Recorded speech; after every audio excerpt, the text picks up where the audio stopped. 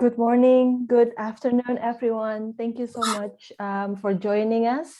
We are excited to welcome all participants and speakers to this important webinar on drug control, policing, and arbitrary detention perspective from South Asia. Before introducing the speakers and going through the agenda for today, I would like to share a few notes as an opening remarks. So over 500,000 people are estimated to be detained in public drug detention center in Asia alone. While this phenomenon has received substantial attention in Southeast Asia, less scrutiny has been devoted to trends and development in the South Asia region. And from that background, this webinar is built on two things. First is the study of the UN Working Group on Arbitrary Detention, which is published almost a month ago. The report presented a pivotal study on arbitrary detention and drug policies as requested by the Human Rights Council in 2019. It illustrates the wide spectrum of violations of the right to liberty enabled or committed in the context of drug control. And these include mandatory drug testing, stop and search, torture and ill treatment, disproportionate sentencing, and discrimination.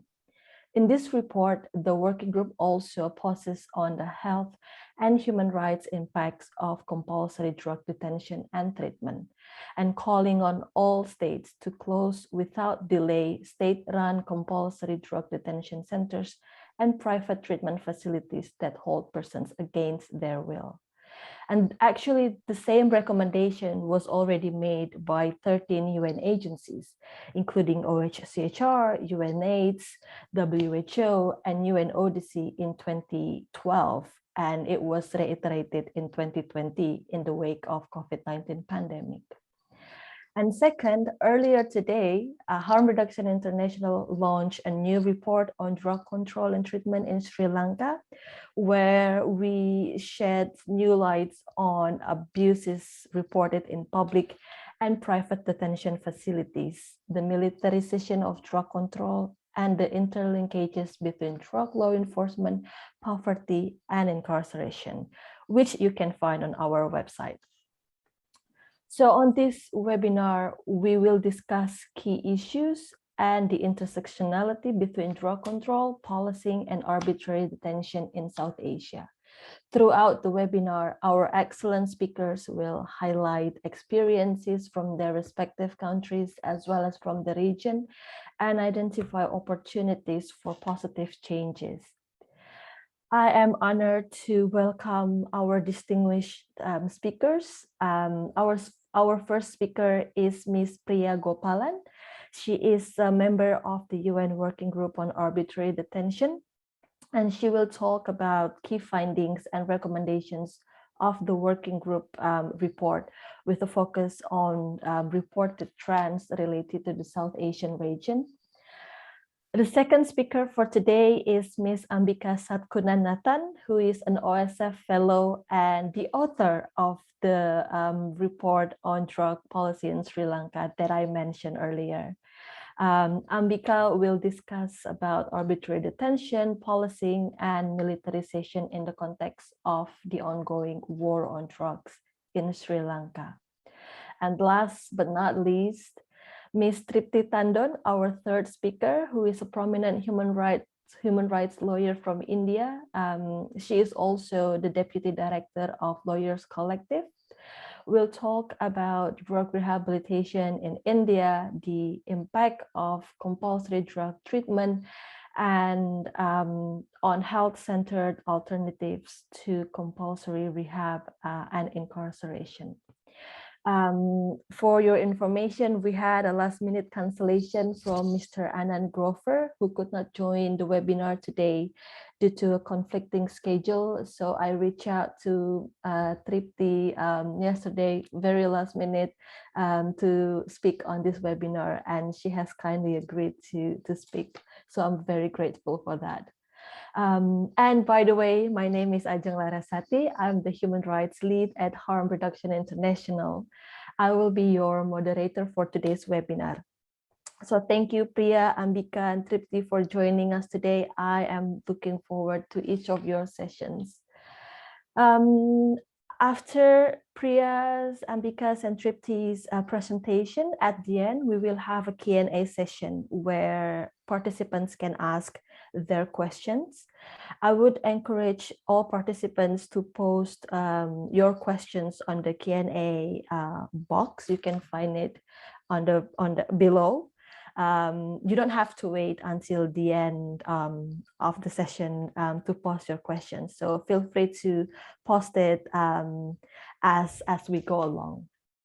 And one last thing, this webinar will be recorded and we will upload the recording to our website later.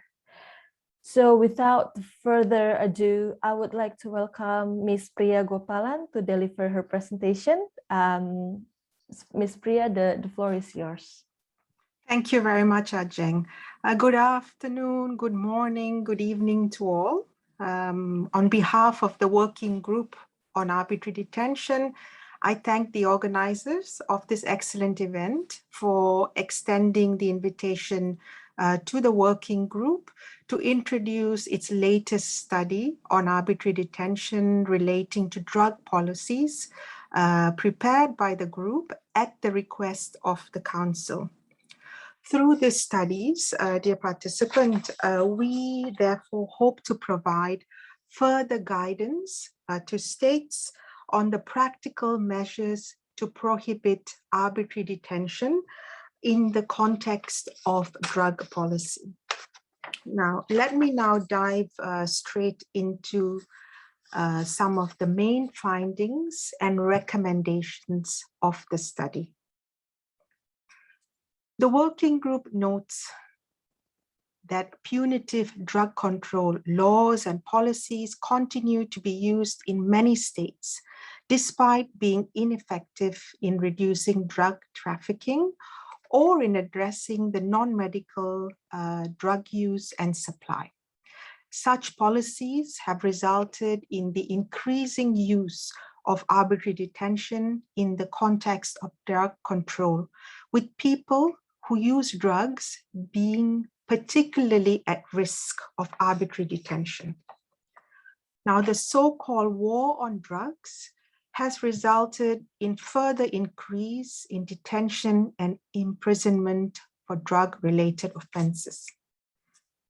Disproportionate actions by some states to apply criminalization provisions of drug control treaties, for example, or to incorporate these into their domestic legislation have resulted in widespread human rights violations, leading to increased arbitrary detention. Dear participants, in this study, the working group has identified several human rights violations in the so-called war on drugs context.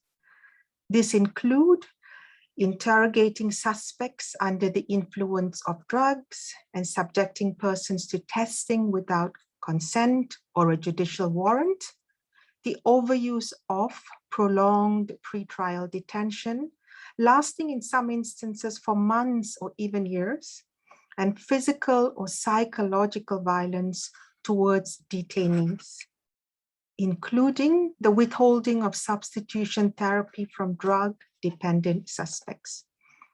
Another serious concern is the identified wide range of violations of fair trial standards for persons accused of drug-related offenses.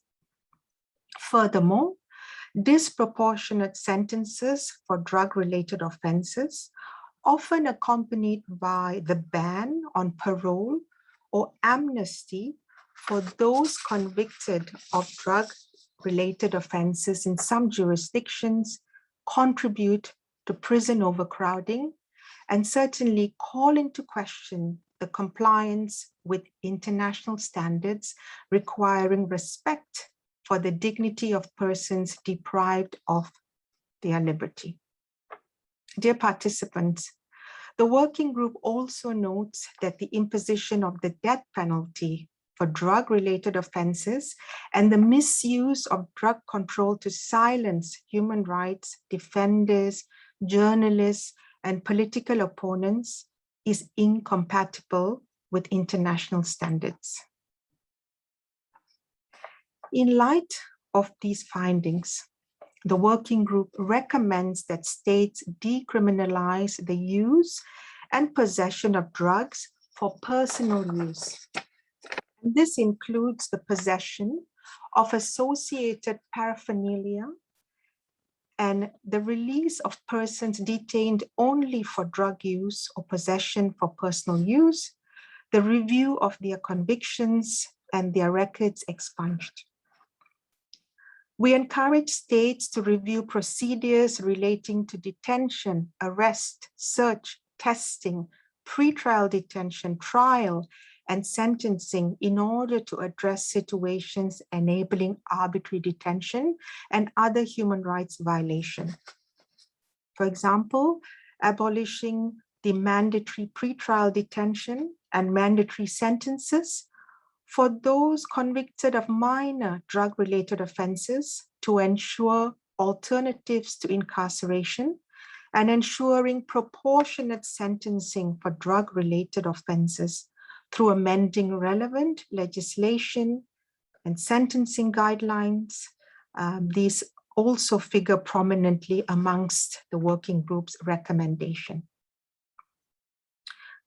Now, the working group has also observed that the criminalization of drug use facilitates the deployment of the criminal justice system against drug users in a discriminatory way, with law enforcement agencies often targeting members of vulnerable and marginalized groups.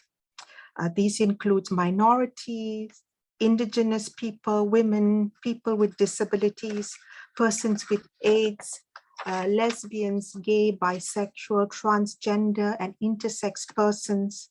The list also includes homeless persons, sex workers, migrants, juveniles, the unemployed, and ex-convicts are other categories of individuals who may also be vulnerable.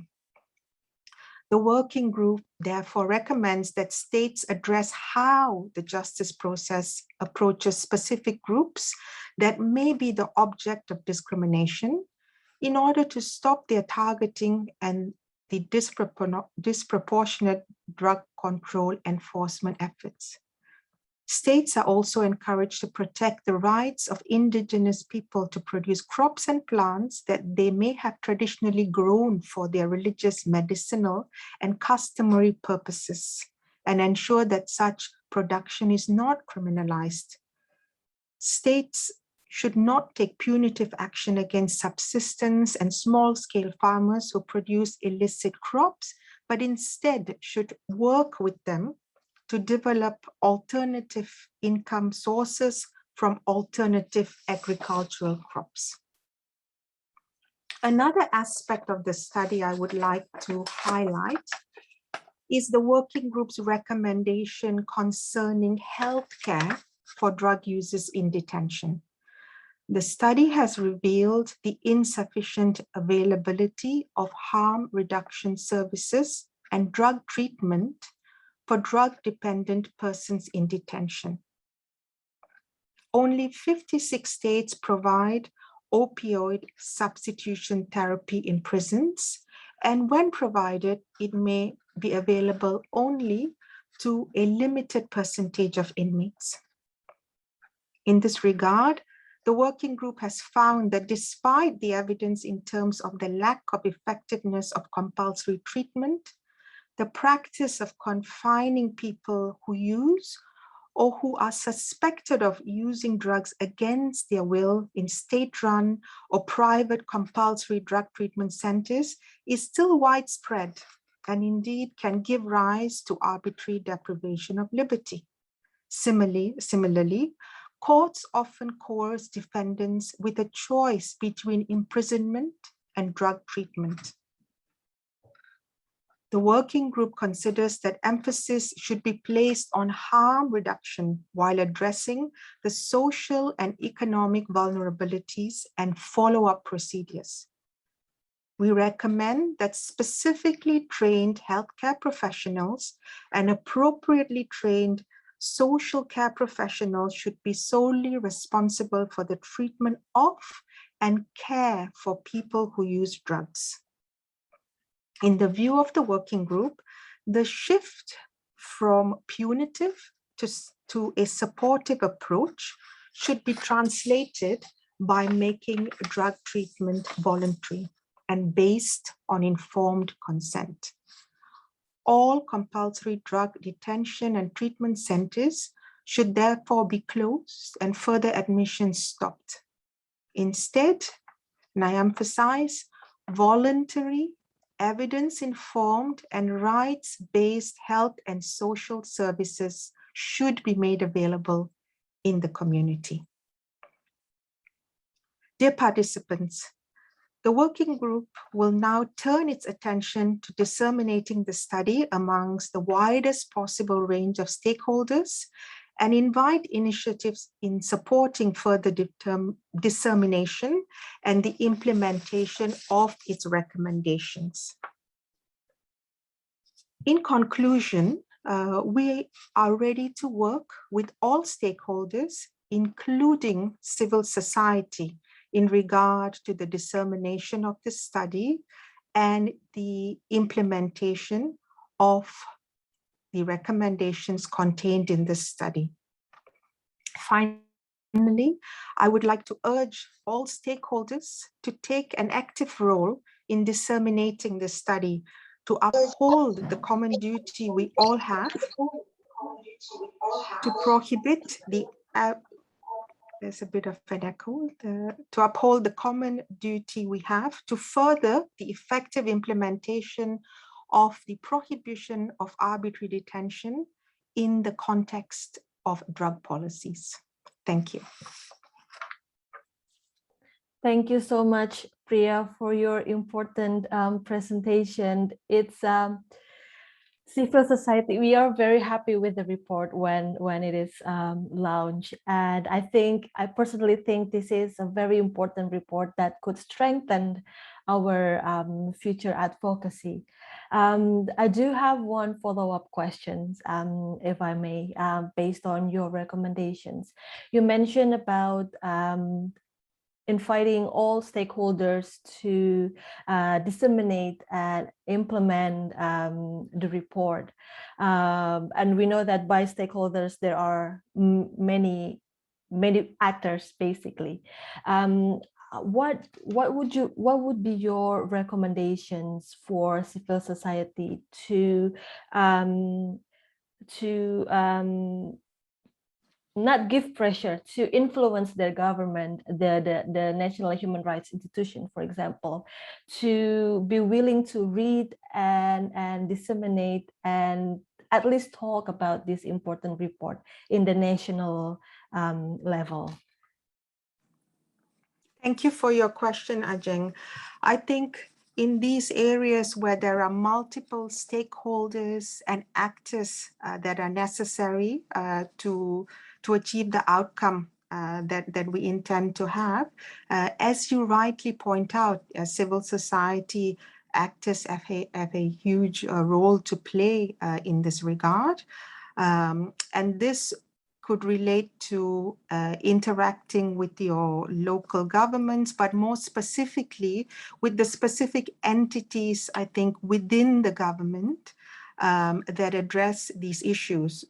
As identified in the study, there are a number of different entities or state entities that have a role to play in this regard, whether it's the criminal justice system, whether it's private enterprises who provide a compulsory treatment, whether it is promoting an evidence-based approach that involves medical professionals being educated on the provision of services.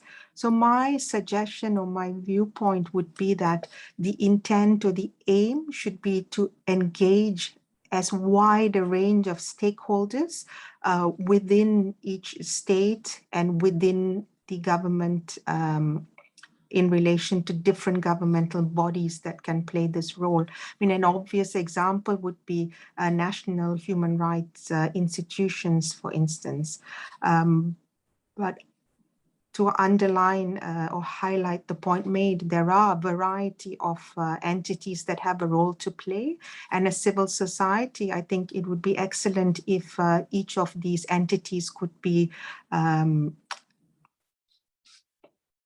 consulted and worked with in this regard. And as a final point, for example, the report that Harm Reduction International has released as well is another way of building on the existing work of the study by highlighting specific geographical issues that relate to this topic. So that's another area of focus that the civil society could contribute to by analyzing domestic geographical situations within the framework of the study. I'll leave it at that for now. Thank you. Thank you so much, Priya. And moving on, I welcome Ms. Ambika Satkunanathan. She is the OSF Fellow and the author of the report that is just launched this morning. Ambika, you have the floor. Thank you, Ajeng. And before I go further, I'd like to thank Ajeng and especially Jada at Harm Reduction International for all the amazing support given to me throughout the study. Thank you very much. I'd also like to thank Priya for the excellent presentation, and she's made it much easier for me because she's laid out the framework, and what I now present will just validate every single thing she said, because this is a perfect example of everything that she has identified as a problem within the system that we have for drug control and treatment. So the study is a comprehensive analysis of the drug control, detention, and treatment of persons who use drugs in Sri Lanka. I first look at the international legal framework, highlighting key standards to which member states must adhere, and then go on to analyze the national legal framework. One of the critical sections in this report is the one on drug rehabilitation and treatment. And that is because it illustrates the shortcomings with existing systems and processes and highlights structural and socioeconomic factors that result in the rights violations of persons who use drugs or have a drug dependency. The context within which the report is situated is one, I think, with which many will be familiar, because that is of the global war on drugs that has resulted in grave human rights violations globally. In Sri Lanka, we have another unique factor, that is militarization, which is also connected to this. Now, ironically, militarization escalated after the conclusion of the armed conflict in 2009. It is the drug rehabilitation process is connected to the armed conflict in another way as well. The actors currently driving the war on drugs and even the treatment of persons who are deemed to have a drug dependency are the same as those who undertook the supposed rehabilitations of persons alleged to be LTT combatants following the end of the war. That is the Ministry of Defense. Now, the rehabilitation of these alleged former combatants has been pointed out to have failed to adhere to even basic human rights standards by the High Commissioner for Human Rights, the International Commission of Jurists, amongst others. Now, there's a third. So we have the past, we have the present, and we also have a future. The future is that the same actor, the Ministry of Defense, seem poised to play a key role in proposed rehabilitation process, but that of de-radicalization of mainly Muslim men arrested after the Easter attacks. Once again, a process which fails to adhere to basic human rights standards. Rehabilitation is hence part of a continuum of violations in Sri Lanka. Here we also find that the media enables the government's war on drugs through the negative portrayal of people who use drugs and engages in fear-mongering about the growing drug menace. People who use drugs or have a drug dependency are demonized and dehumanized. and portrayed as a public threat. Since they are seen as undesirable outcasts, the violation of their human rights does not generate a public outcry and is instead almost deemed necessary to rid the country of the menace of drugs. A number of systemic shortcomings in law and practice also create space for gross misconduct and malpractices within the police department, which impact the rights of persons arrested for drug-related offenses. For instance, the use of torture in police custody, specifically of persons arrested for drug-related offenses, is a widely documented phenomenon, including by the Human Rights Commission of Sri Lanka. And action is not taken against officers who perpetrate violence, thereby creating a culture of power and impunity within the police department. In recent months, we have also seen a spate of deaths in custody of persons accused of drug trafficking. The lack of oversight and accountability mechanisms create space for police officers to also interfere in investigations into drug-related cases by falsifying crucial details with regard to the timing of arrest, tamper with the chain of custody for drugs seized, and even intentionally causing the trial process to be delayed. This results in persons remaining in pretrial detention for prolonged periods, as Priya said, months or even years. In July 2020, several officers of the Police Narcotics Bureau were arrested for corruption and involvement in drug trafficking after evidence of them being engaged in a drug-selling network emerged. There were similar arrests of police officers even recently as last month. Now, if we look at the national legal system, we have multiple laws with contradictory provisions, which leads to arbitrary and disproportionate outcomes, as they give considerable discretion to the police and to the judiciary. For instance, the police do not file cases involving heroin, cocaine, and cannabis under the Convention on Illicit Traffic in Narcotics Drugs Act, although the act applies to offenses involving the aforementioned 3 drugs. Why do they not do it? Because this law is less punitive, because the penalties are less harsh and arrested persons may be able to obtain bail from the magistrate's court. Therefore, they choose not to use this law. Another example, under the Poisons, Opium and Dangerous Drugs Ordinance, a person in possession of 2 grams of heroin might be sentenced to death. Whereas according to the Convention on the Illicit Traffic in Narcotic Drugs, a person found with several hundred kilograms of synthetic drugs can be awarded a maximum of 15 years punishment, imprisonment as punishment. So therefore, when filing under, deciding under which law to file, they look at the law with the most punitive options and use that. When the case is filed under the infamous Section 54 of the Poisons, Opium and Dangerous Drugs Ordinance, a person cannot obtain bail at the magistrate's court, and bail can only be awarded by the High Court under exceptional circumstances. Thus, the section under which the police initially report facts to court is crucial, because when cases are filed under Section 54A, as Priya mentioned earlier, they may end up spending several months or even years in remand. Although the primary factor which determines whether the police file the case under Section 54 or Section 78(5), which is a provision which enables the person to be released upon the payment of a fine, the factor that determines that is the quantity of narcotics found in the possession of the person. But yet the decision about which section to use is discretionary and arbitrary and can lead to discriminatory practices and corruption. What do I mean? For instance, those who have the financial means could possibly bribe to be charged under the law with less harsh penalty, while the poor and marginalized would be charged under the harsher law.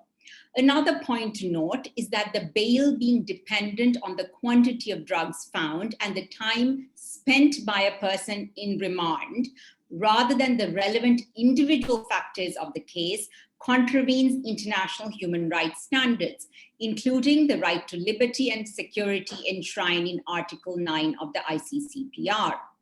The inability to obtain bail has also led to prison overcrowding, which was studied in the National Human Rights Commission's study of prisons, which we released last year. So it has led to prison overcrowding and inhumane and even degrading living conditions in prison. So now we come to drug treatment. Where drug treatment is concerned, we have a law called the Drug Dependent Persons Treatment and Rehabilitation Act. This law empowers police officers to send any person suspected of using drugs for a medical assessment and then produce the person before a magistrate. The policeman can do this even on the basis of information they obtain from random persons. The magistrate can then send the person for compulsory drug rehabilitation.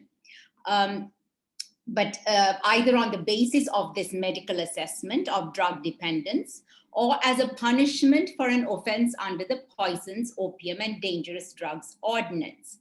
Empowering law enforcement agencies to arrest and detain persons they suspect have become quote unquote drug dependent equates to providing the police with the power to arbitrarily deprive persons of liberty without due process. Further, it empowers law enforcement to make determinations about a person's health, which they are not qualified to do. In Sri Lanka, we have state-run as well as private drug treatment centers. Upon admission to a treatment center, no psychological evaluation is conducted. Harm reduction, as well as evidence-based individualized treatment are noticeably absent, both at the state as well as the private centers. The daily programs, if you look generally similar in many centers, they're mandatory, including for those who are experiencing withdrawal symptoms. This non-scientific approach and non-evidence-based, non-health-based approach to treatment also reflects the policy or the ethos or the belief of the National Dangerous Drug Control Board, which in one of its reports says that drug dependence is rooted in quote unquote weaknesses in the individual personality, which they attribute to factors such as quote, birth inabilities, nature of family, society, environment, and economic factors. Now, there are two centers within the purview of the Ministry of Justice's Bureau of Commissioner General for Rehabilitation. They are called Kandakadu and Senapura. But although they are within the purview of the Ministry of Justice, they are run by the Army, which is within the purview of the Ministry of Defense. So this clearly raises questions of legal accountability. Now, persons who are sentenced to compulsory drug rehabilitation for 1 year by courts as an alternative to imprisonment, once again, as Priya said, now this cannot be deemed to be consent. This cannot be deemed to be voluntary because either you go to prison or you go for treatment. So these people are admitted to Kandakadu for 6 months and thereafter they are sent to Senapura Vocational Training Center for another 6 months. Violence and ill treatment are reported to be part of punishment or for no apparent reason, as these centers, according to persons who have been or who have received treatment at these centers. Any mistakes or disobedience can result in being beaten up, hit with wires, being forced to do push-ups or other forms of exercise. In one particular case, a person involved in a fight said he was punished by being handcuffed to a tree for 3 days, during which he had to remain standing the entire time and was released only to eat and use the bathroom. Food and water were brought to him and he was not allowed to sleep. So this raises the question of effectiveness. How effective is compulsory drug treatment? According to even the National Dangerous Drugs Control Board, the NDDCP, it doesn't appear to be that effective at all. In its 2015 study on the effectiveness of treatment centers, the NDDCB reported, or they implied, that 64% of the sample group resumed consuming drugs following the conclusion of the treatment program, indicating a high rate of relapse. An NDDCB report of a study conducted in 2017 to 2018 found that of the 170 persons interviewed, 123 began reusing drugs after state-mandated compulsory treatment, pointing to the ineffectiveness of compulsory treatment. The lack of post-release support adds to the challenges faced in reintegration. Persons released from these centers face stigma, which hinders social reintegration and limits livelihood opportunities, as well as they continue to experience harassment by the police. I would like to close. Okay. Perfect. I'd like to close with the quote of a person who was sent to compulsory rehabilitation. It's a very powerful quote. He says, "Rehabilitation is not for a few weeks or months. It is for one's whole life. The state doesn't realize or know this. They think sending addicts to prison will fix it, but they come out double addicts. If you go to prison, your wife is likely to leave you, your family breaks down. Then you leave prison and come back to no family and have no support system." The problem with Kandakadu is that despite being a rehabilitation program, after being released from Senapura, you're sent back to prison for a few days. There you have to start at the bottom and sleep in the toilet because you are new. So the stress of that makes you want to take tobacco or drugs available in prison. The whole year is useless if you're sent to prison after release. So there is no point to the rehabilitation program. It is better to give that money to other organizations that are actually able to help people. They cannot stop drugs coming into Sri Lanka, so they need to give people treatment, but their treatment methods do not work. They think that by working hard, manual labor, the addiction will leave your body. Thank you. Thank you so much, Ambika. It's sorry for taking. No worries. Thank you so much. It's very heartbreaking to read the report, especially the sections with the respondents' experience in the drug rehabilitation center in Sri Lanka. Thank you so much for sharing the powerful quote from them. I would like to continue with our third speaker. I would like to invite Ms. Tripti Tandon, Deputy Director of Lawyers Collective, India. Tripti, the floor is yours. Thank you, Ajeng, and a very good morning or good afternoon, good evening to all of you. It's great to see focus on South Asia. I think, as Ajeng rightly pointed out, in terms of the drug war excesses, Southeast Asia, of course, has been a focus, and rightly so. But South Asia, where some of these excesses and abuses have been going on quietly, it's about time that the spotlight really shone on this region. And I'm so grateful that HRI, Ajeng, Naomi, you've taken the opportunity to do this for us. So I'm going to talk about primarily India, but also draw upon some experiences from other South Asian countries where I've had the opportunity to do some legal and human rights work, particularly in Nepal. So what we've seen here, I think, is that prohibitionist policies, international drug control, has led to a situation where people with health conditions are subjected to policing, punishment, and punitive measures, which was evident from both Priya and Ambika's presentations, but also the application of a policing and punitive framework to what should otherwise have been a healthcare service and a healthcare facility. And as a result, healthcare or drug dependence treatment in this region is more of punishment rather than a service or a facility that people who need ought to go to. And the consequence of this is twofold. I think the first is that treatment access for substance use dependence is rather poor. In India, a study done 2 years ago found that out of only 1 out of 4 people who actually need treatment for substance use dependents have access. And on the other hand, we have a case where people who don't need treatment, people who are absolutely okay the way they are forced into mandatory treatment. And I'd like to pause here and focus on the statistics from this region, where cannabis is primarily the most popularly used substance, both in terms of use as well as seizures and law enforcement. Cannabis really dominates. For instance, statistics from Sri Lanka show that about more than half, 51% of all drug arrests were for cannabis. Similar statistics also from Bangladesh and Nepal. So if you're talking cannabis as the primary drug of use, drug of choice, and we talk compulsory treatment and rehabilitation, I think there are very serious questions about what we're doing to people who use drugs in this region.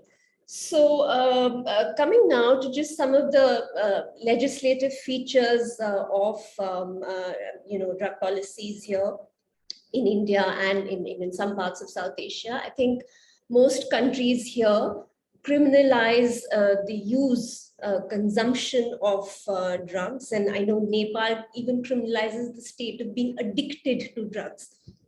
Clearly, a medical condition that should not be subjected to punitive measures. Absolutely, no mistake about that. And yet we have these kinds of laws. Of course, possession of drugs for personal use is also a punishable offense. And for some time, there was no data available in the region, but now, fortunately, countries are becoming a little more transparent about their drug law operations. So India, we have statistics to show that over 61% of all arrests for drug offenses are for consumption and possession of small amounts. I know the Sri Lankan authority acknowledges that a vast majority of arrests for heroin are amongst users who are in possession of a few milligrams of heroin. This is from the ministry's own website. And similarly, studies in Nepal show that nearly half of all drug users have suffered arrest and imprisonment. So, the fact that you have an option not to criminalize people who use drugs, that is really not being enforced in this region at all. The second kind of feature that stands out from this part is that treatment and healthcare is available in most laws as an alternative or in addition to conviction and punishment. So on paper, countries here are complying with the conventions, but what are the models of treatment? I think Ambika has already spoken about compulsory treatment, which features in the laws of Sri Lanka, Maldives, Bangladesh. And I just want to point out that I think here compulsory treatment is really seen as the state sees it as their benevolence towards people who use drugs. It's more like, oh, we are helping these people. They would otherwise be sent to prison, but we are helping them out by keeping them away from prison and sending them to another kind of institution. So really, what we are talking about, or what the arbitrary working group has spoken about, human rights violations, really something that doesn't, occur to authorities here. The other model is, of course, the voluntary model, which is found in the laws in India and Nepal, where it is the option of a person who is either has been caught for consumption or with small amounts to opt for treatment and say, I am happy to undergo treatment. And in the meantime, please suspend punitive proceedings. But that too has not really worked out, because as the experience in Nepal shows, treatment is expensive and a lot of poor people are not able to afford the costs. Arrest and detention continues to be the norm. In India, there are some technical problems about the immunity provision, but most worryingly, a recent trend that we have seen from drug law enforcement is that people who use drugs are being charged with financing of illicit trafficking. So the government is now trying to argue that anyone who purchases drugs is actually financing illicit trafficking. They're using very vague provisions of the law, which kind of mirror the definitions of illicit traffic from the 1988 convention, and really invoking the harshest provision for people who use drugs. And as a result, absolutely, no chance of getting bail or no chance of availing the treatment options. Treatment, whatever is on paper and in practice, is mostly inpatient. It's mostly abstinence oriented. Access to OST is very limited in the region, and wherever it's available, it's mostly for people who inject drugs as part of the AIDS prevention program. OST is still not seen as a legitimate opioid substitution treatment in the region.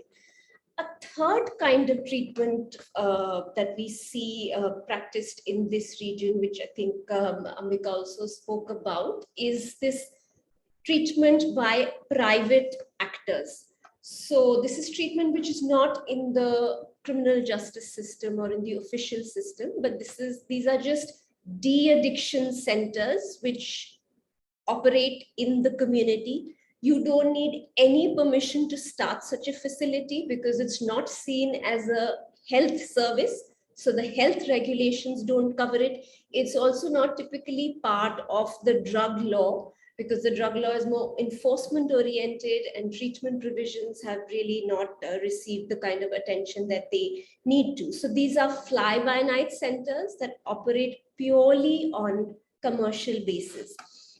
And as a result of the absence of any regulation, people who are inmates in these centers are subjected to the most egregious abuses and human rights violations. Some, I think, Ambika spoke about, and even the report that Priya presented speaks to this issue. And the irony is that family members of people who are drug dependent shell out tons of money, taking loans or trying really bending over backwards to find money to have their loved ones subjected to extreme brutality in such centers. A large number of deaths have been reported, attempted suicides, and where such incidents do occur, family members mostly do not complain because they are very ashamed to talk about addiction and drug dependence by their loved one, or the fact is that they will be blamed, that it is the person who uses drugs who brought this upon themselves. They are the ones who had wavered kind of ways in life, and so this is kind of like just desserts sort of a thing. And the government is aware that that there are these violations occurring, and there are these centers that operate. But like I said, this is a least priority area. So in India, we have a multi-sectoral or multi-ministry response to drugs, and different ministries, do different things. Some will do prevention, some do treatment, some do law enforcement, some do policy, some do pharmaceuticals. But this area, in terms of treatment and regulation, really escapes everyone's attention and falls through the cracks. The fourth point really that I see here is that of course, as I said, alternatives of treatment are available on paper in most countries. And the question really is, who are they applied to? And I think Priya also talked about this, that under the conventions, they're supposed to be applied to persons who commit minor offenses. But the question is, what is a minor offense? And I think there is a lot of arbitrariness in place in this region in terms of the distinction between a user and a trafficker. So sometimes it is applied completely arbitrarily at the discretion of the prosecution, as Priya mentioned, or even otherwise, where it's an objective standard based on quantity of drugs. Arbitrary considerations are being invoked. For instance, in India, which as compared to other countries has a more liberal threshold, quantity thresholds for most drugs, We are now seeing something endorsed by the Supreme Court of India, that it is the total weight, even neutral material added in a narcotic or psychotropic material is to be counted. And as a result, people who use pharmaceutical drugs are disproportionately affected, because now we have cases where someone with 10 bottles of codeine cough syrup, which should ideally not even be under the drug law, is charged for commercial quantity and 10 years, or a handful of buprenorphine tablets or vials becomes commercial quantity under the law and straight away subject to excessive measures. The other practice we are seeing is, without the law providing for it, people being charged for joint possession.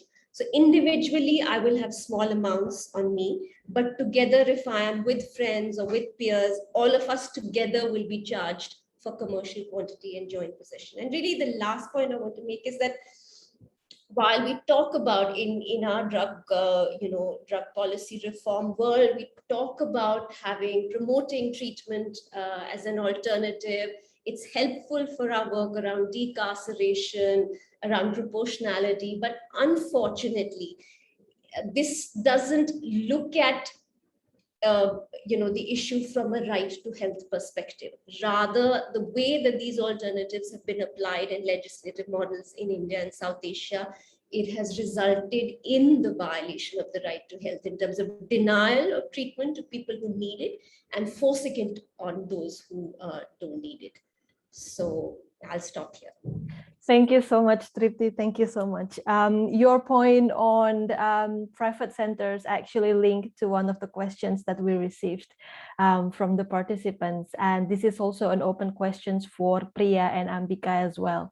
The question is how we can monitor, and if I may ask, how we can hold states accountable of the violations of human rights that happen in private centers. The next question is, do you observe any evidence of a harsher impact of drug control on people who are poor? Ambika, maybe this point can also link to one of the topic on your report when you say that the system is effectively criminalizing poverty, basically. If anyone wants to start, Priya, Ambika, or Tripti, please. Perhaps I could have a go if the other speakers don't mind. I'll start with the excellent question about the sort of link between poverty and drug-related offenses and criminalization. And of course, here we see the effects of intersecting human rights issues and violations. I mentioned in my presentation that there are certain marginalized, vulnerable groups who are particularly targeted for drug-related offenses, and included in that, for instance, were people who are unemployed, people who are migrants, for instance.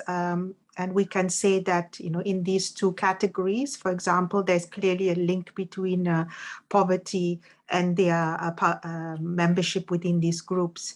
I also mentioned that in the study itself, there is a reference to women who are poor being particularly targeted for drug-related offenses. Indeed, this was a connection or finding made by the CEDAW committee, that there is a link between women who are targeted with these offenses, drug-related offenses, and they coming from a lower economic status. So there's definitely a link, I would say, and these links have been highlighted by my fellow speakers. And if it's of interest, the study has further details relating to this as well. And on the private treatment centers, I will defer to the other speakers on this point, but I would just make an overriding observation as to whether these centers should exist at all. And I'll leave it at that. I'll focus on the second one. I think that's quite important, is that definitely it affects the poor more in many ways, because you see the people who are often arrested are the ones who are at, even if it's selling of drugs, it's definitely people at the bottom of the pyramid who actually have no idea about distribution networks or anything, and who were dragged, pulled, pushed into perhaps the drug trade. Then there are people who actually sell because they use, but they are treated exactly as traffickers. And you find that these people come from certain communities or certain areas that are already identified as areas with, you know, who have people who sell drugs, etc. And there is a lot of poverty. Then when they're arrested, once again, people like this are not given fines. They might be remanded. If they are given fines, they cannot pay it, so they end up in prison.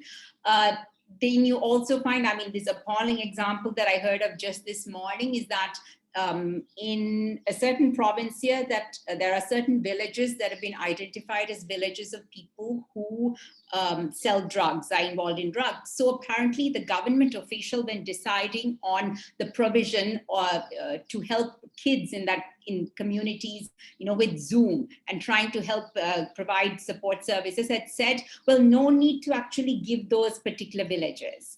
And the person didn't know why. When the person inquired, they found out that's because these villages have been stigmatized.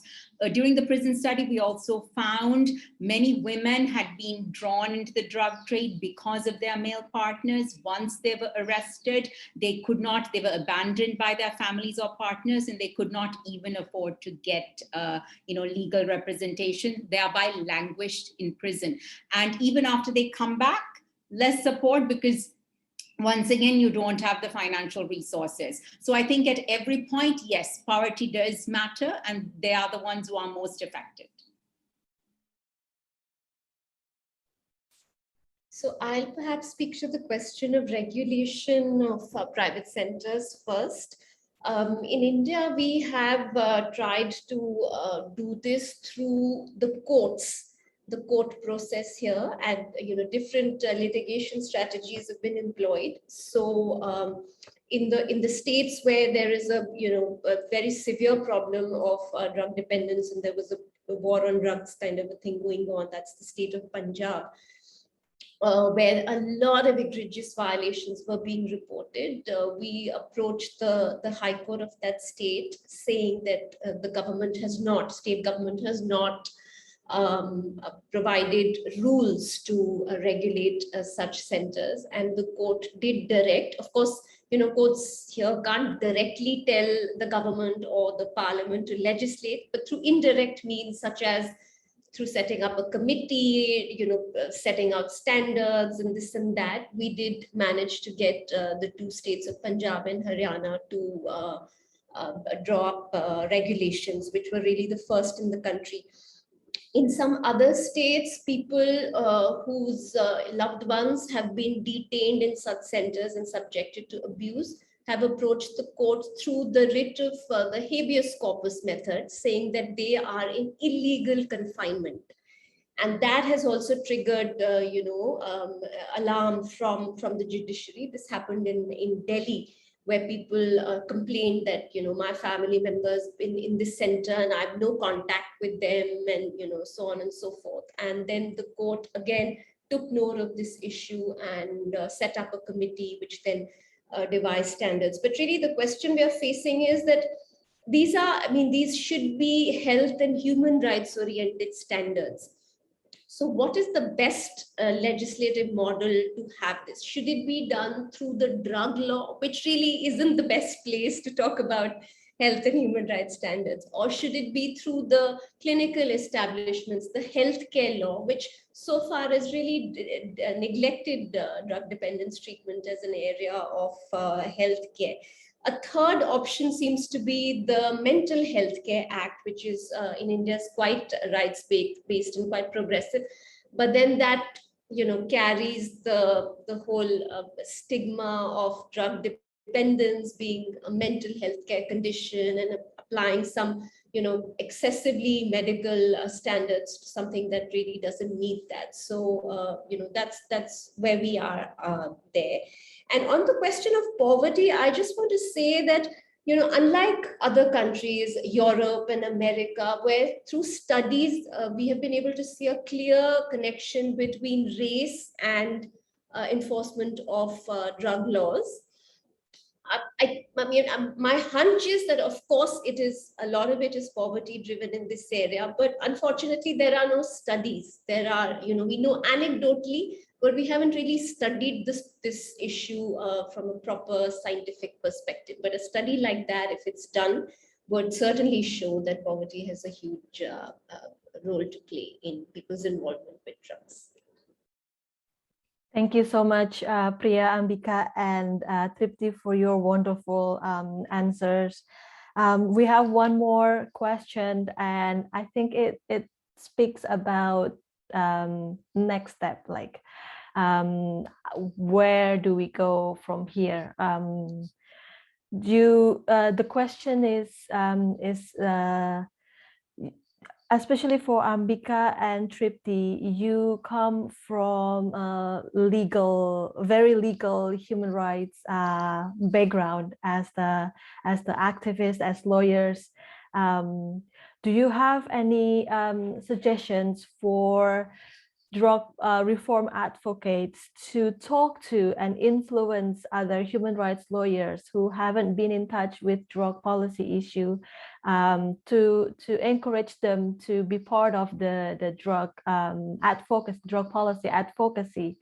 That would be interesting to hear from your experience. What dragged you into talking and working on the intersectionality between drug policy and human rights? And we know that arbitrary detention policing, it's not just a drug policy issue, it is a wider human rights issues. I think where policy drug control is concerned, what I think the legal profession also sometimes tends to take a very technical black letter law approach, which I think leads to these outcomes, in that it is not grounded enough in human rights principles, and not also taking into fact the socioeconomic factors, because it's clearly part of that. So I think in that sense, we also have quite a bit of work to do in creating awareness amongst human rights advocates, amongst lawyers, because for drug offenses, the reactions tend to be quite different. Actually, it's like it used to be for terror offenses, but now we're seeing a slight change in that, where the mentality is concerned, where people are questioning. But where drugs is concerned, it's a common belief, of this evil and evil people who need to be punished. And many people even support the death penalty, people you would think are quite progressive. So I think that might be the first place to start, is even amongst human rights advocates and lawyers, to create more awareness on this, and particularly also judicial officers, because in Sri Lanka we have something called the Community Corrections Act, which is an alternative. Once again, not really an alternative, because the consent given in that is not informed consent, but slightly better than being sent to prison. But even that is rarely ever, used, particularly, So I think we need to create more awareness within our communities. So I would say, I think, firstly, in India, we have some very good criminal law defense lawyers who work on drug issues. And if you have the money, if you can afford them, you will stand a good chance of securing an acquittal. While, of course, they're very good at their work, I think, like most defense lawyers, they look at their work just as defense. So we have very important provisions around search, seizure, detention in the Indian drug law, but they not make the connection of those provisions with what is highlighted in, say, the working group's report, where there is a clear connection between why these provisions exist, so as to prevent arbitrary detention and unfair trial practices. So that is one level.